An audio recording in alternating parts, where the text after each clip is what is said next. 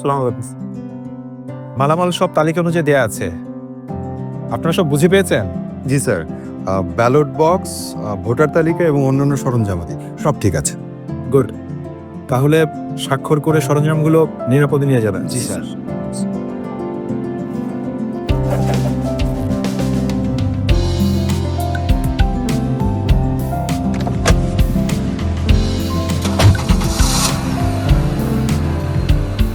দ্রুত করতে হবে, এখন অনেক কাজ বাকি।